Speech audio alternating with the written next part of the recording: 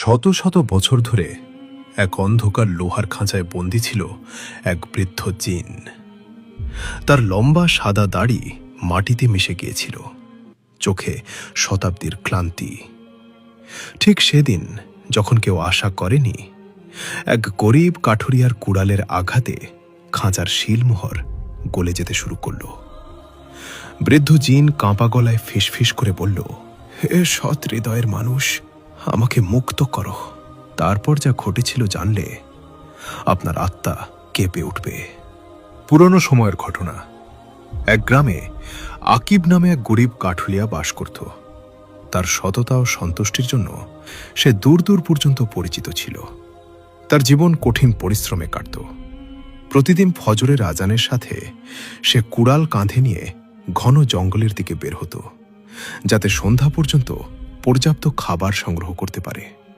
তার একমাত্র লক্ষ্য ছিল তার বৃদ্ধ বাবা মা যেন পেট ভরে খেতে পারেন। এক তপ্ত দুপুরে যখন সূর্য মাথার ঠিক উপরে ছিল এবং গরম হাওয়া মুখ ঝলসে দিচ্ছিল, আকিব এক পরিত্যক্ত ও প্রাচীন ধ্বংসাবশেষের কাছে পৌঁছালে। এই জায়গাটি এমন ছিল যেখানে মানুষ সাধারণত যেত না, কারণ সেখানকার দেয়াল থেকে অদ্ভুত শব্দ আসত। কিন্তু আকিবের চোখে পড়ল একটি শুকনো পুরানো গাছের শিকড়। সেটি কাটতে যেয়ে তার পা একটি ধাতব বস্তুতে আঘাত পেল। মাটি সরাতেই সে মাটিতে চাপা পড়া একটি মরচে ধরা কিন্তু শক্ত লোহার খাঁচা আবিষ্কার করল। খাঁচার ভেতরে অত্যন্ত বৃদ্ধ, কুঁচকানো মুখের এবং লম্বা সাদা দাড়িওয়ালা এক জিন বন্দী ছিল। তার চোখে শতাব্দীর ক্লান্তি ও অসহায়ত্বের ছাপ। আকিবকে দেখতে পেয়ে সে বৃদ্ধ জিন কাঁপা গলায় ডাকল, হে সৎ হৃদয়ের মানুষ, আমার উপর দয়া করো এবং এই একাকী বন্দিত্ব থেকে আমাকে মুক্তি দাও। আমি শত শত বছর এই খাঁচায় আমার পাপের শাস্তি ভোগ করেছি এবং এখন আমার মধ্যে আর এই বন্দিত্ব সহ্য করারও শক্তি অবশিষ্ট নেই। আকিব যে স্বভাবগতভাবে নরম হৃদয়ের ছিল, সে ভয় ও বিস্ময়ের মিশ্র অনুভূতিতে জিজ্ঞেস করল, হে বৃদ্ধরূপের জিন, তুমি এই অবস্থায় কিভাবে পৌঁছালে এবং কে তোমাকে এই লোহার খাঁচায় বন্দী করে রেখেছে?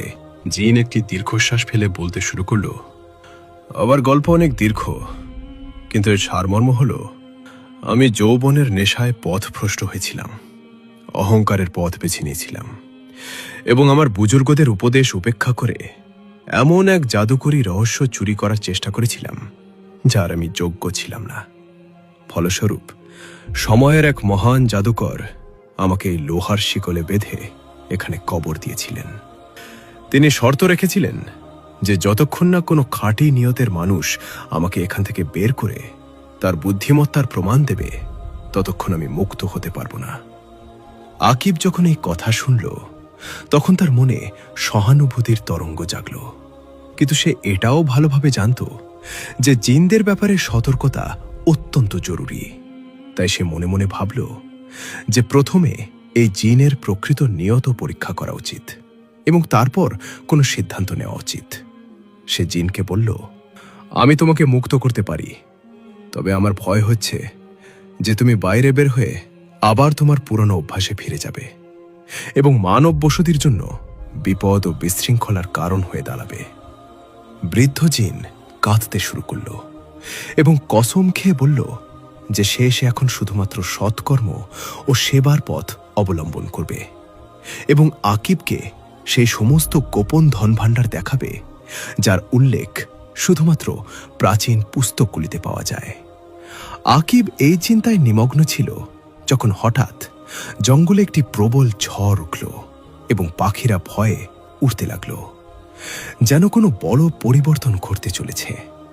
এই মুহূর্তে আকিব লক্ষ্য করল যে খাঁচার উপরে লাগানো শিলমোহর ধীরে ধীরে গলতে শুরু করেছে। কিন্তু কুড়াল দিয়ে শিকল ভাঙার আগে আকিব জিনকে এমন একটি প্রশ্ন করল যার উত্তর তার ভাগ্য সম্পূর্ণভাবে বদলে দিতে পারে। এই গল্প এখন তার গুরুত্বপূর্ণ পর্যায়ে পৌঁছে যাচ্ছিল, যেখানে বুদ্ধি ও হৃদয়ের দ্বন্দ্ব শুরু হবে। আকিবকে সিদ্ধান্ত নিতে হবে যে একটি পুরনো জিনের প্রতিশ্রুতি সত্য নাকি এটি শুধুমাত্র একটি নতুন ফাঁদ যা তাকে বড় বিপদে ফেলবে। আকিব আকাশের দিকে তাকালো এবং আল্লাহর কাছে সাহায্য চাইল, যাতে তিনি তাকে সঠিক পথের দিকে হেদায়েত দেন। এখন সে খাঁচার একদম কাছে দাঁড়িয়েছিল এবং তার হাতে সেই কুড়াল ছিল যা তার জীবিকার মাধ্যম ছিল। কিন্তু আজ সেটি একটি মহান ঐতিহাসিক ঘটনার অংশ হতে চলেছে, যার প্রভাব আগামী প্রজন্মের জন্য পথ নির্দেশনার কারণ হবে। সেই বৃদ্ধ জিনের দিকে তাকালো, যে খাঁচার শিক দিয়ে তার মুখ ঠেকিয়ে অনেক আশা নিয়ে তাকে দেখছিল। আকিবের মনে বৃদ্ধদের সেই কথা ঘুরপাক খাচ্ছিল যে জিনদের কথায় বিশ্বাস করা বালিতে প্রাসাদ নির্মাণের মতো। কিন্তু সেই জিনের চোখে বিদ্যমান অনুশোচনার গভীর ছায়া তাকে ভিন্ন কিছু বলছিল। আকিব একটি গভীর শ্বাস নিয়ে বলল, হে জিন, আমি তোমাকে মুক্ত করার পথ দেখিয়ে দেব, কিন্তু তোমাকে প্রথমে আমাকে বলতে হবে যে এই লোহার খাঁচায় তোমার এই অবস্থা কেন হয়েছিল। কারণ আমি এমন কোনো বিশৃঙ্খলাকে মুক্ত করতে চাই না যা আবার পৃথিবীতে ফিতনা সৃষ্টি করবে। বৃদ্ধ জিন তার কাঁপা কণ্ঠস্বর সামলে বলতে শুরু করল, হে যুবক, আমার নাম জুবা এবং আমি একসময় কোহে কাফের বরফাবৃত গুহায় বসবাসকারী জিন গোত্রের সর্দার ছিলাম। আমার শক্তির এমন অবস্থা ছিল যে আমি এক ফুঁকে সমুদ্রের দিক পরিবর্তন করতে পারতাম এবং এক নড়াচড়ায় পর্বতকে মাটির স্তূপে পরিণত করতে পারতাম। কিন্তু এই শক্তি আমার শত্রু হয়ে গেল। অহংকারের নেশায় মত্ত হয়ে আমি এমন এক বুজুর্গ জিনের অপমান করেছিলাম, যিনি নিভৃতে আল্লাহর ইবাদতে মশগুল ছিলেন। তখন আমি তার ব্যঙ্গ করেছিলাম। ঠিক সেই দিনই আমার ভাগ্য পাল্টে গেল এবং তিনি আমাকে এই লোহার খাঁচায় বন্দি করে ততক্ষণ পর্যন্ত কবর দিয়ে দিলেন, যতক্ষণ না কোনো ঈমানদার কাঠুরিয়া তার সৎ পরিশ্রমের উপার্জনে অর্জিত কুড়ালের এক আঘাতে এই বন্দিত্ব না ভাঙে। আকিব যখন এটি শুনল, তখন তার খুব অবাক লাগলো যে তার কুড়ালের এই তিলিসমের সাথে কি সম্পর্ক রয়েছে।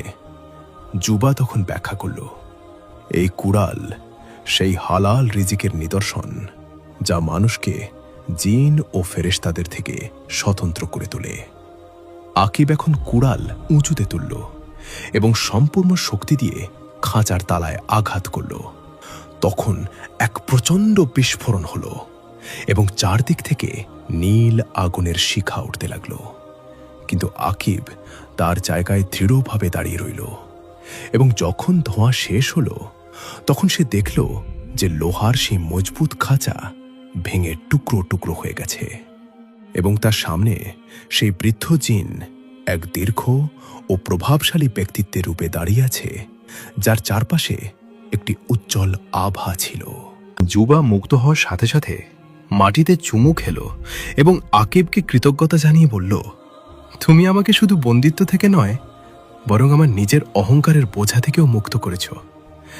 এখন আমি তোমাকে সেটি দেখাবো যা তোমার স্বপ্নকল্পনায় ছিল না।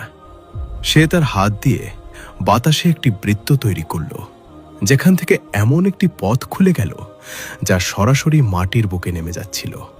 সেখানে অসংখ্য রত্ন ও সোনার ইট এমনভাবে পড়েছিল যেন সাধারণ পাথর। আকিব এসব দেখে অভিভূত হয়ে গেল, কিন্তু তার সততা তাকে তৎক্ষণাৎ সতর্ক করল যে এই সম্পদ তার নয় এবং পরিশ্রম ছাড়া অর্জিত সম্পদ মানুষকে ঠিক সেভাবে অহংকারী বানিয়ে দেয় যেভাবে জুবাকে বানিয়েছিল।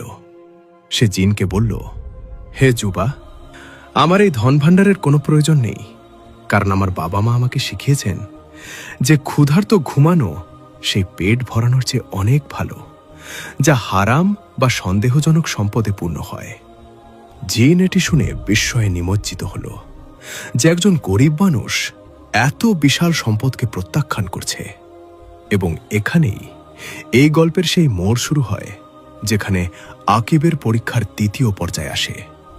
কারণ জিন এখন তাকে এমন একটি প্রস্তাব দিল যা সম্পদের চেয়ে অনেক বেশি বিপজ্জনক ও আকর্ষণীয় ছিল, অর্থাৎ গায়েবের জ্ঞান এবং দুনিয়ার উপর কর্তৃত্বের ক্ষমতা। আকিবকে এখন বুঝতে হবে যে সে তার সারল্য বজায় রাখতে পারবে কিনা, নাকি সেই নতুন ফাঁদে আটকে যাবে। যুবা যখন আকিবের সন্তুষ্টি ও সম্পদের প্রতি নির্লোভতা দেখল, তখন তার চোখে এক অদ্ভুত ঔজ্জ্বল্য দেখা দিল। সে তার লম্বা দাড়িতে হাত বুলালো এবং আকিবের কাছে এসে অত্যন্ত নিচু ও রহস্যময় স্বরে বলল, হে কাঠুরিয়া, তুমি মাটি ও পাথরের মূল্য প্রত্যাখ্যান করেছ, কিন্তু তুমি কি সেই ক্ষমতাও প্রত্যাখ্যান করবে যার মাধ্যমে তুমি সময়ের গতিবিধি বুঝতে পারবে এবং মানুষের হৃদয়ের গোপন রহস্য জানতে পারবে? আমি তোমাকে সেই জ্ঞান শেখাতে পারি যার দ্বারা তুমি পাখিদের ভাষা বুঝবে এবং বাতাসের পিঠে ভ্রমণ করবে, যাতে তোমার এই কঠিন পরিশ্রম থেকে মুক্তি মিলে। আকিব এক মুহূর্তের জন্য থেমে গেল এবং তার মনে এই চিন্তা এলো যে যদি সে গায়েবের বিষয়গুলি জানতে পারে, তাহলে হয়তো সে তার বাবা মায়ের অসুখের চিকিৎসা আরও ভালোভাবে করতে পারবে বা তার গ্রামের গরিব মানুষদের সাহায্য করতে পারবে। কিন্তু পর মুহূর্তেই তার বিবেক তাকে ঝাঁকুনি দিল যে আল্লাহ যে জ্ঞান মানুষের কাছে গোপন রেখেছেন, তাতে অবশ্যই কোনো বড় প্রজ্ঞা লুকিয়ে আছে এবং অন্য মানুষদের হৃদয়ের অবস্থা জানা কষ্ট ছাড়া আর কিছুই দেবে না। সে জিনের দিকে তাকিয়ে অত্যন্ত গুরুত্বের সাথে উত্তর দিল, হে বৃদ্ধ জিন, প্রকৃতি মানুষের জন্য গোপনীয়তায় যে শান্তি রেখেছে, এটাই তার জীবিত থাকার প্রমাণ। এবং যদি আমি সবার হৃদয়ের মন্দ দিক জানতে পারি, তাহলে আমার হৃদয় থেকে মানবতার প্রতি ভালোবাসা শেষ হয়ে যাবে। আমার পাখিদের ভাষা নয়, বরং মানুষের দুঃখ বোঝার প্রয়োজন। এবং এর জন্য আমার কোনো জাদুকরী জ্ঞানের নয়, বরং শুধুমাত্র একটি কোমল হৃদয়ের প্রয়োজন। যুবা আকিবের এই গভীর প্রজ্ঞায় অভিভূত হয়ে গেল এবং তার মনে হল যেই সাদাসিধে কাঠুরিয়া বাস্তবে সেই সমস্ত বড় দার্শনিকদের চেয়েও বেশি জ্ঞানী। এখন জিন তার কথার ধরন বদলাল এবং আকিবকে বলল, তুমি আমার প্রতিটি প্রস্তাবকে তোমার নৈতিক উচ্চতা দিয়ে পরাজিত করেছ, কিন্তু এখন আমি তোমাকে এমন একটি জায়গায় নিয়ে যাব যেখানে তোমার আমার সাহায্যের প্রয়োজন পড়বে। হঠাৎ একটি তীব্র ধূলি ঝড় উঠল এবং আকিবের মনে হল যেন মাটি তার পায়ের নিচ থেকে সরে যাচ্ছে। এবং যখন তার চোখ খুলল, তখন সে নিজেকে এক বিশাল ও সুন্দর সবুজ মাঠে আবিষ্কার করল, যেখানে চারদিকে সুগন্ধি ফুল ফুটেছিল এবং মাঝখানে এমন একটি ঝর্ণা বয়ে যাচ্ছিল যার পানি রূপার মতো চকচক করছিল। যুবা ইশারা করে বলল যে সেই ঝর্ণার ওপারে এমন এক জনপদ আছে যেখানকার মানুষ সবকিছু থাকা সত্ত্বেও এমন একটি জিনিসের জন্য তৃষ্ণার্ত যা শুধুমাত্র তোমার কাছে আছে। আকিব বিস্ময়ের সাথে জিজ্ঞেস করল যে তার কাছে এমন কি আছে যা এই ধনী মানুষদের কাছে নেই। জিন উত্তর দিল, সেটি হলো হৃদয়ের প্রশান্তি, যা তুমি তোমার সন্তুষ্টি থেকে অর্জন করেছ। এখন তোমাকে এই জনপদের শাসকের সামনে যেতে হবে, যিনি এক দুরারোগ্য বিষাদে আক্রান্ত, এবং যদি তুমি তোমার কথা দিয়ে তার আত্মাকে শান্তি দিতে পারে, তাহলে সেই লোহার খাঁচার শেষ প্রভাবও আমার থেকে শেষ হয়ে যাবে। আকিবের উপর এখন একটি ভারী দায়িত্ব এসে পড়েছিল, কারণ তাকে শুধু একজন মানুষের সাহায্য করতে হবে না, বরং সেই জিনের সম্পূর্ণ মুক্তির লড়াইও করতে হবে যে সবেমাত্র তওবা করেছে। সে জনপদের দিকে এগোতে লাগল, যেখানে উঁচু মিনার ও সোনার গম্বুজ সূর্যের আলোতে চকচক করছিল, কিন্তু পরিবেশে এক অদ্ভুত নীরবতা ও বিষাদ ছড়িয়েছিল, যেন সেখানকার বাতাস থেকে জীবনের উৎফুল্লতা শেষ হয়ে গেছে।